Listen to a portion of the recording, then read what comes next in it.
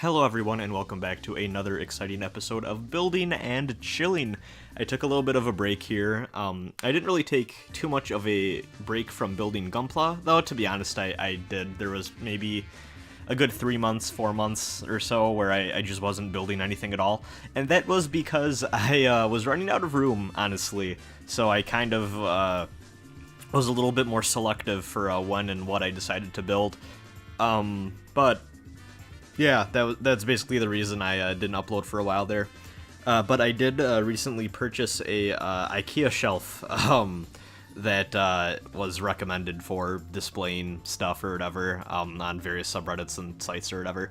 And it's a pretty good shelf, so it's a lot more manageable to have all of my Gunpla stuff there instead of all over like my my bookcase near my bed. So yeah, it's pretty cool, and that allows me to build more kits that I have in the backlog. Inevitably, I'm going to get to that point probably where some of them just got to go back in a box of some kind or whatever, not be out for display, but I want to avoid that as much as possible. Anyways, we have footage that is over, maybe not over a year old. Actually, no, it's not over a year old. I remember this. It's actually 11 months old, so barely a ways off. What we have here is the reborn 1/100th scale Nightingale. Those of you who have been watching Build and Chill know by now that the Nightingale is my favorite mobile suit design in the entirety of Gundam. Probably my favorite mecha design, honestly. I don't know, Jehuti and Anubis might beat out Nightingale, but Nightingale is definitely top 5. Probably top 3. Yeah, I just love this thing a lot. For those of you who don't know what the Reborn 1/100th scale grade is in terms of Gunpla stuff, it's a kit that was started, actually, the Nightingale was the first kit in the line. I think it started about 2012, 2013-ish, so not too long ago. I guess 5 years. Oh god, it's weird saying that, but yeah, basically this started out as a line of kits, and it's still going to this day. That's basically 1/100th scale high grades for kits that are like really weird, like the Nightingale, or I think the Psycho Gundam is one. Like anything that's really oddly shaped or just wouldn't make sense to make like a master grade of or a high grade of. The Reborn 1/100th scale line covers it to varying degrees of success. It seems like, just because the designs are so weird, sometimes it doesn't give you the most sturdy of kits, but the Nightingale, and especially a lot of other kits in the line, are definitely really good showpieces, I guess, if you just want a nice, cool stationary thing that's kind of a weirder design. That's definitely what I wanted the Nightingale for. I'm gonna be honest, articulation on this one ain't great. You can basically have it doing one pose. The arms suck and will not hold any sort of action pose at all. And they're prone to popping out, so yeah, definitely don't get this if you want something really dynamic looking, but if you just want like a big-ass Nightingale on your shelf like I do, it's worth the money in my opinion. Probably, actually, I think this is the most expensive kit I own. This cost me about like $90 or something. Yeah, this was a big investment for me, but it was worth it, and actually, what you're seeing is footage specifically from October 11th, October 12th, which October 11th is my birthday. And I actually believe I took off work and I was just like, I'm just going to chill out and have fun. And I spent a lot of the time on the 11th, on my actual birthday, just listening to podcasts and, you know, comedy shows and all that, and just kind of chilling out, relaxing, and building this Nightingale, which was pretty cool. I liked that a lot. And I have fond memories of that day, just because it's like, yeah, I got to finally get through my podcasting backlog that I kind of had been saving up. So yeah, really fun stuff.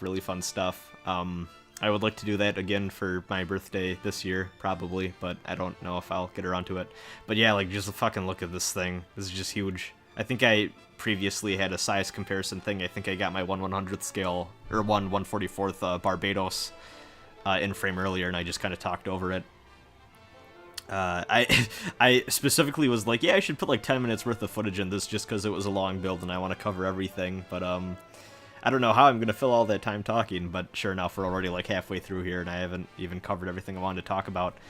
There's a lot of like little tiny vents, like you could see all of those individual little yellow pieces on the side of like the weird tail thing there.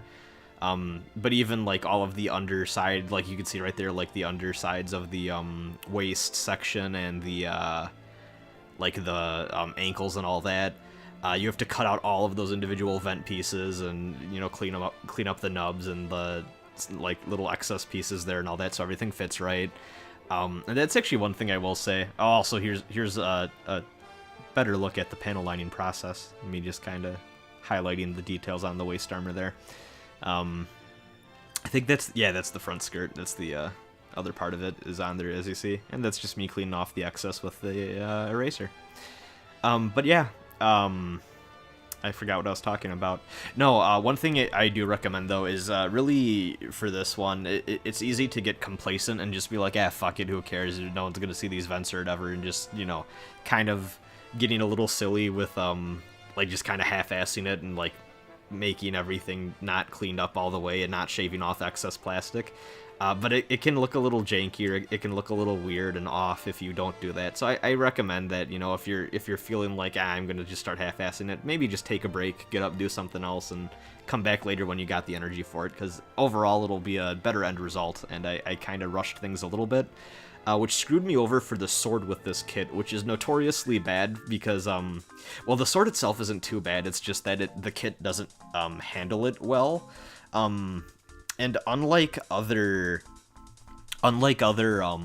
beam sabers and stuff that you're probably used to, there's actually, like, if I remember this correctly at least, there's like two parts of like the sword handle that snap together, and then you like slot in the beam effect part to those two pieces when they're snapped together.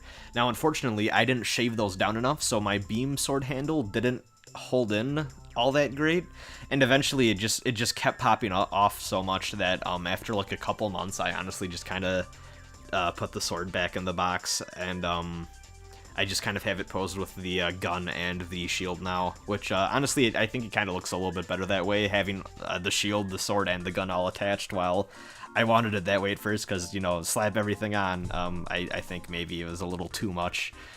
So I might just look a little bit cleaner that way. I don't know. Maybe it's for the best. But yeah, as you can see here, we got the top part on. Put on all three of these pipes, these fuel tanks rather.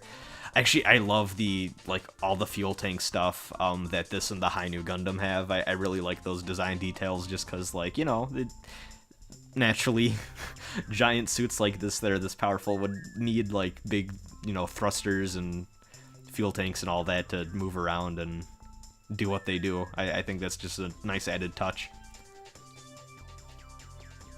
But yeah, you can see this thing is huge. If you go back and watch any of the other Build and Chill videos where it's like I'm zoomed in way more to like this mat and all that, and just, you know, the like a regular high grade Gundam barely comes up to this thing's waist, so yeah, even compared to like other 1/100th scale, like compared to a regular Master Grade or something, I'm pretty sure this Nightingale is way bigger. Oh, this is a fun thing. So this is the first kit I've built with articulated hands, which is, from what I understand, usually something you find on Master Grades. Don't know if real grades have them. But yeah, I could do a middle finger if I wanted to. But oh, okay, I thought I was about to do it for a second. But yeah, they're individually articulated. Not always perfect for holding weapons and stuff, but like if you want to do like specific hand, you know, signs or anything like that, really good for that. I do wish the Nightingale came with like better holding hands though, that were a little more stationary, just so it could hold the gun better. It kind of has a little bit of a problem doing that. I've had to fix that multiple times, unfortunately. Here's the wing binder too, by the way. It's really cool. But yeah, I guess it is fair to say that maybe these aren't, as a lot of people describe them, 1/100th scale high grades. They do have some gimmicks and stuff that the Master Grade line does have, like the better hands and stuff. But you know, also hope y'all liked the sped up footage, just because I sure took my time with this. And he's done. Isn't he a beaut? There he is with all the weapons. You can see the beam effect part. There's not another tall half of the beam saber, unfortunately. I really wish there was, just because I like the look of the twin blades better than like the one-sided scimitar look almost that this has. You could, I think there is another effect part just to have like that beam tomahawk look if you want it to. But yeah, here it is on my shelf. This is where I have it. I wanted to put this in that, yeah, this is above my, excuse me, drinking soda, a little burpee.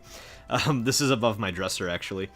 And, I wanted to put this in that IKEA shelf I bought, but it's just too fucking big, and I don't want to put it on top of it because I don't want it, like, I don't know, I'm, like, worried it'll like, fall over or something, but yeah. This is the Nightingale. It's my favorite Gunpla kit I've built so far, and I hope you enjoyed it. I'm gonna try uploading more of these more regularly now that I have that shelf.